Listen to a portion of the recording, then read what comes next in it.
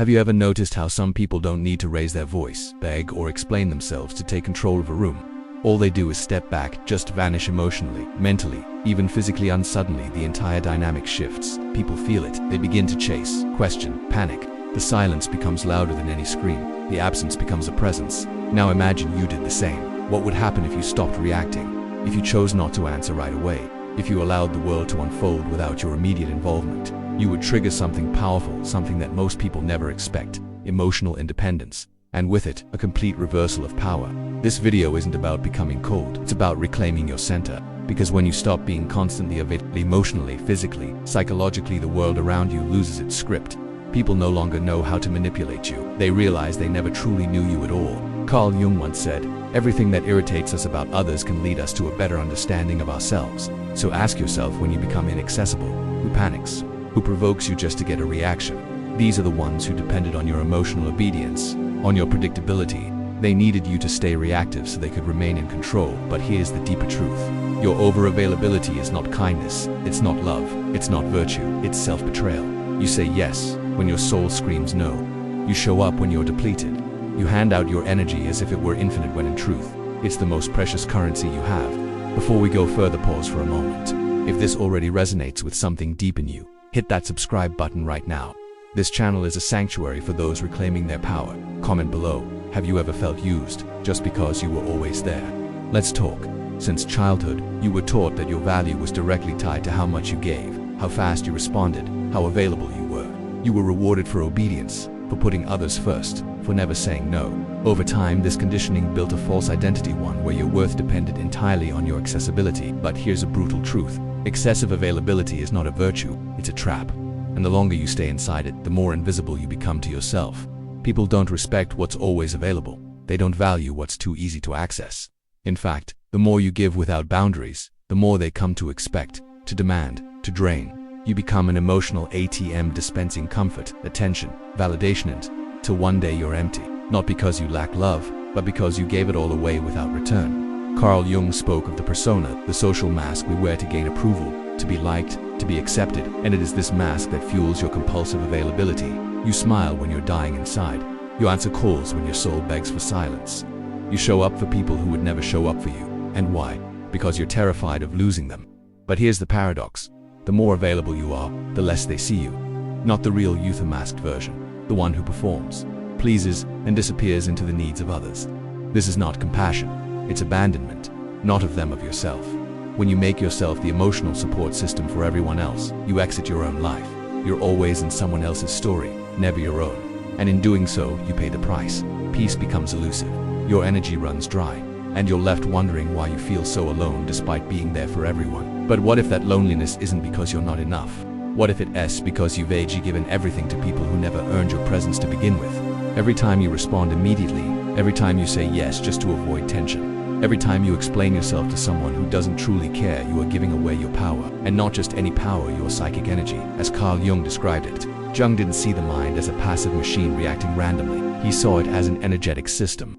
Every thought, every feeling, every action consumes a part of that system.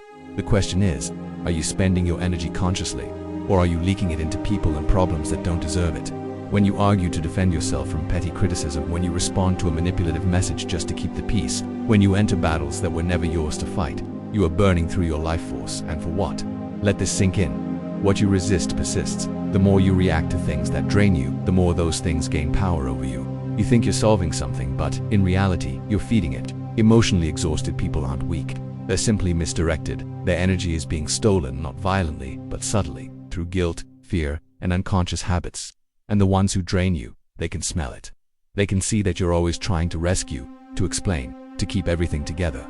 So they keep coming back because your energy is easy to access. But here's the shift. When you stop reacting, when you stop explaining, when you guard your energy like it's sacred, the game changes completely.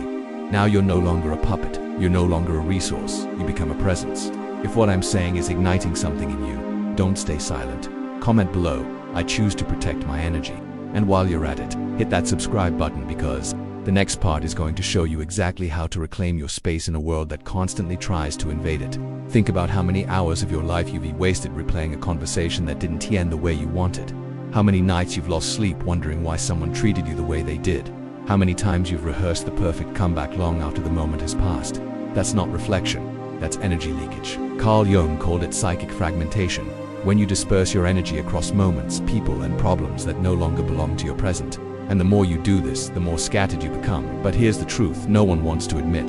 People don't drain you, you give them access. You answer every call. You explain yourself to everyone. You react to every emotional trap as if it were an emergency. And each time, you hand over a little piece of your energy, your presence, your power, drop by drop, until you no longer recognize yourself in the mirror.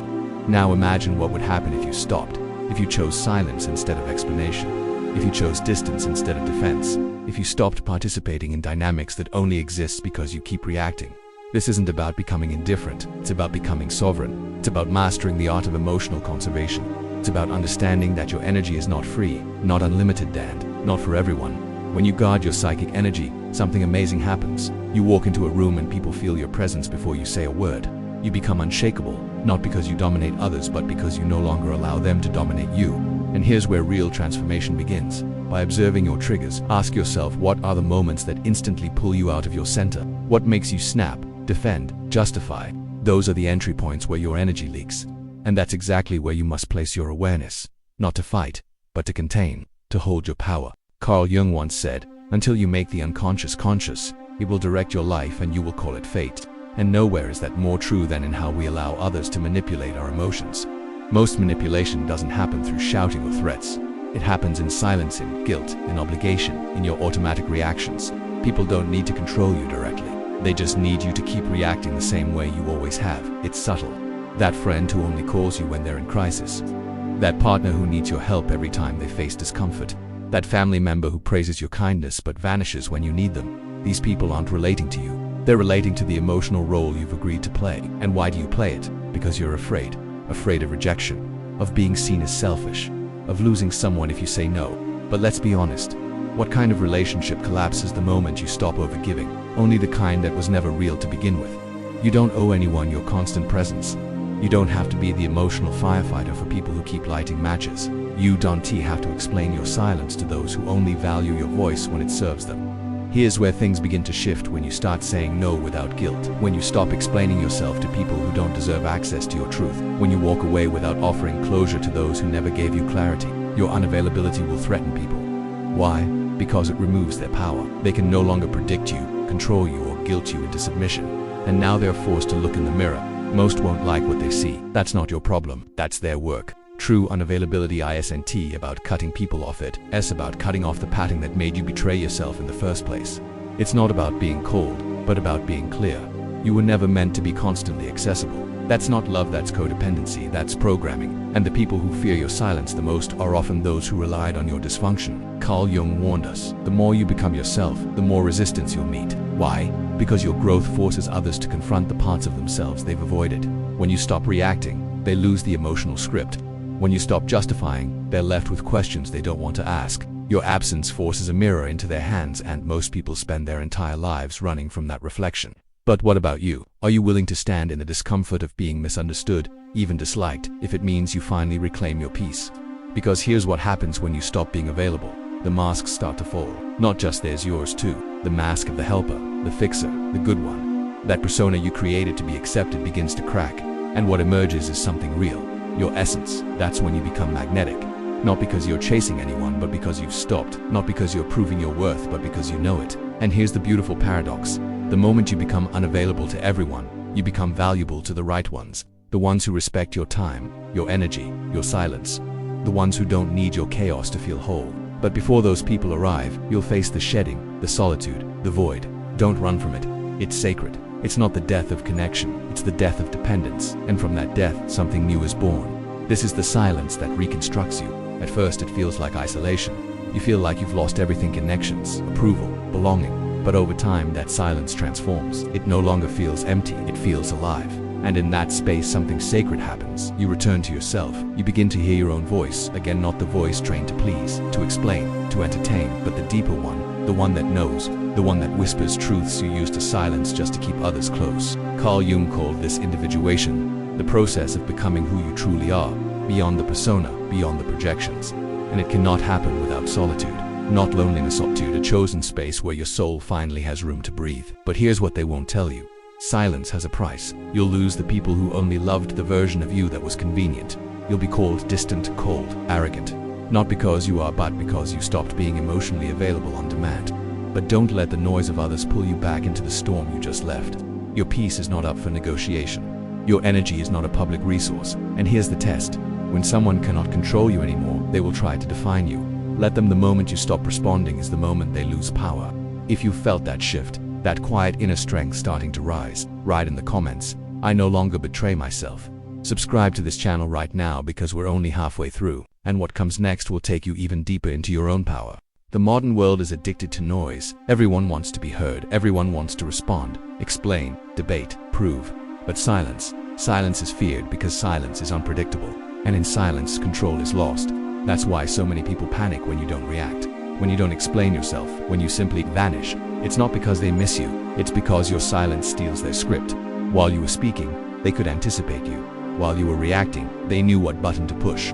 But silence makes them confront their own inner chaos. It exposes the hollowness of their power, and for many, that's unbearable. But here's the gift. Silence is not absence, it's presence. It's the energy that fills the room without noise. It's the quiet confidence that doesn't need to defend, perform, or persuade. Carl Jung understood this deeply. He believed that individuation, the birth of the true self, requires this silence. Because only in the absence of outside voices can you begin to hear your own. But don't romanticize it. Silence isn't easy. It comes with withdrawal, with being misunderstood, with being accused of changing, of becoming different. And you have changed. You've started to protect what's sacred. Your mind, your peace, your soul. The truth is, most people never wanted to know the real you. They wanted your availability, your usefulness, your function in their story. Now that you've stepped out of that role, they don't know what to do with you, and that's not your burden to carry. The more you mature, the more selective you become, not just with people, but with words. You begin to realize that every sentence is an energetic transaction, and not everyone has earned the right to receive it. Sometimes, the most powerful thing you can do is say nothing, because silence doesn't just protect your energy, it reveals the truth. It shows who's really there for you, and who was only there for the benefits of your constant availability. When you stop offering explanations, the people who once praised your kindness may begin to call you difficult. When you stop justifying your boundaries, some will label you cold. But listen closely, that's not a reflection of your value. It's a reflection of their discomfort. Your silence removes their ability to control the narrative. And when you stop feeding the emotional loop, people are left to face their own echo. It's not rejection they feel, it's the collapse of the illusion they had about you. And that illusion was convenient. It allowed them to lean on you endlessly, without ever truly seeing you. Carl Jung said, "We do not become enlightened by imagining figures of light, but by making the darkness conscious." That's what your silence does. It forces others to meet their shadows, and most people run from that encounter. But what about your own? What comes up in you when you go quiet? What fears start whispering in the background when no one is needing, demanding, validating? That's where the real work begins. Not with others, but with yourself. This is where healing happens. Not in confrontation, not in endless dialogue, but in the stillness where you choose yourself over chaos. Again and again. Let people call you selfish. Let them misunderstand. The truth is, you're not pulling away from them. You're returning to you. And in that return, something sacred is born. Integrity, wholeness, sovereignty. So, what does it mean to truly reclaim your energy? It means no longer handing it out like candy to people who haven't earned your trust, your time, your vulnerability. It means realizing that attention is power, and where you place it determines your inner state. You don't owe everyone a reply. You don't owe the world a version of you that is constantly smiling, constantly understanding, constantly agreeable. You owe yourself authenticity, and that begins with saying, no more. No more immediate responses when your body is exhausted. No more showing up to conversations that leave you drained. No more staying in spaces where your silence is treated like an insult instead of a right. Because the moment you begin to conserve your energy consciously, unapologetically, you'll start to feel something incredible. Clarity, not just mental clarity, but energetic sovereignty. The fog lifts, the guilt dissolves, you finally breathe. Carl Jung said that psychic energy, when guarded and directed, creates presence. And presence is what you become when you are no longer leaking. You walk into rooms differently. You speak with less effort but more impact. You stop convincing others and start trusting yourself. But this shift also disrupts people who depended on your emotional chaos to maintain control. When you're no longer predictable, no longer immediately available, they'll say you've changed, that you're distant, that you're no longer yourself. Let them. You don't need to argue. You don't need to defend your healing. In fact, your silence will speak louder than anything you could ever say, because power doesn't shout, it just is. At some point, you'll realize that energy is not just something you use, it's something you carry. It walks ahead of you. It speaks before you speak, and when you begin to protect it, people feel it's heaven if they can't explain it. Your unavailability becomes your filter. It reveals what and who has never aligned with you in the first place. The noise fades, the chaos subsides, and in that space, your essence begins to rise. That's when you start to experience something rare in today's world. Peace. Not the kind of peace that comes from everything going well, but the peace that remains when nothing outside of you can shake your core. When people leave and you don't collapse. When silence doesn't scare you, it centers you. That's the power of individuation. Carl Jung believed that this process wasn't just a luxury, it was a necessity for psychological wholeness. But to walk that path, you must be willing to release the masks, the roles, the expectations others have placed on you, and the ones you've placed on yourself. It's not about becoming unreachable. It's about becoming real. You'll still have love to give, but it will be intentional. You'll still offer support, but not as an obligation. You'll still show up, but only where your presence is honored, not assumed. And when that shift happens, you'll find that fewer people reach out, but the ones who do see you, not the performer, not the fixer, not the emotional crutch, but the whole, grounded being you fought to become. And that version of you doesn't need everyone to understand, because they finally understand themselves. Now comes the turning point, the sacred discomfort. You'll notice people pulling away. Some will stop calling, others will throw guilt at your feet. A few will try to draw you back into the role you once played, not because they love you, but because they depended on the version of you that didn't have boundaries. And in those moments, you'll be tempted to go back to over-explaining, back to reacting, back to keeping the peace at the cost of your soul. But pause, breathe, remember this. That version of you wasn't peaceful. That version of you was exhausted. You are not selfish for protecting your energy. You are not cold for creating space. You are not arrogant for choosing silence over chaos. You are just healing. Carl Jung said that true self-realization requires isolation not as punishment, but as preparation. The kind of solitude that reshapes your identity from the inside out, where you no longer need validation to feel worthy, where you stop asking the world for permission to be whole. This is the fire that burns the illusion, and what remains: stillness, sovereignty, the quiet knowing that you no longer have to explain yourself to be free. If you've made it this far, you're not here by accident. You're part of a rare group willing to choose peace over performance. Comment below, I protect my energy. And if this message echoed your truth, subscribe now, because what comes next will solidify the power you've only just begun to claim. When you stop being available to everyone, something profound begins to take shape inside you. Discernment. You no longer chase, you no longer explain, you no longer run after closure, because you've understood peace is the closure. And in that stillness, you start to feel what true alignment is. Not every invitation deserves a response. Not every message requires a reply. Not every presence in your life is a blessing. Some are lessons, and once learned, they don't need to be repeated. You begin to see through the surface, the patterns, the manipulation wrapped in compliments, the guilt disguised as love, the constant need for you to fix everything as a way to keep you tethered. You see it all and you walk away, not with anger, but with clarity. Carl Jung taught that we must disidentify from the roles that keep us bound. That includes the role of the rescuer, the always there friend, the dependable one who never says no. These aren't virtues, they're cages, and the key to the cage is choice. You get to choose now, where you invest, who you allow in, when you speak and when you stay silent. Because presence is no longer given, it's earned. And in this new reality, your absence becomes a statement, a boundary, a declaration that you will no longer abandon yourself just to keep someone else comfortable. Let them sit with the silence, let them feel the distance. You don't need to fill the space they left with explanations. That space is for you now. There's a rebirth waiting for you on the other side of your withdrawal. At first, it feels like loss, like isolation, like you've cut off something essential. But what you've really done is amputate a pattern that was never serving you, and in that painful, sacred space, you begin again. Not as the version they needed, but as the version you buried. You begin to feel your own rhythm. You wake up without dread. You move without seeking approval. You speak with a voice that is finally your own. This is not arrogance, it's healing. It's remembering that love given out of obligation isn't love, it's sacrifice. That saying yes when your soul says no is not compassion, it's self-erasure. That being constantly accessible isn't connection, it's addiction to validation. And now, you're breaking the cycle. Carl Jung said that the journey to the self is often marked by confrontation, not with others, but with a shadow within. The part of you that feared being alone, that begged for love, that stayed silent to avoid conflict. But now that you've sat in silence, now that you've chosen solitude over codependency, you're no longer afraid of the dark because you've realized you are the light, and that changes everything. You no longer settle for crumbs because you've remembered you're the feast. You no longer fight to be seen because you finally see yourself. This is where your real life begins, not when others accept you, but when you accept you, fully, quietly, unapologetically. So now we arrive at the end, or rather at the beginning, because what comes after you stop being available for everyone is the version of you that was waiting all along. The one that doesn't flinch when misunderstood, the one that doesn't explain her silence, The one that doesn't fear being alone because now solitude feels like home. You lose people, yes, but you gain presence. You lose noise, but you gain clarity. You lose roles, masks, and expectations, but you gain yourself. And that trade, it's worth everything. Carl Jung taught that the journey to individuation, the birth of the true self, comes with fire, a burning away of what no longer fits, the loss of old identities, the discomfort of no longer playing small. And then, like dawn after a long night, you emerge, not perfect, but whole. You no longer need to prove your worth.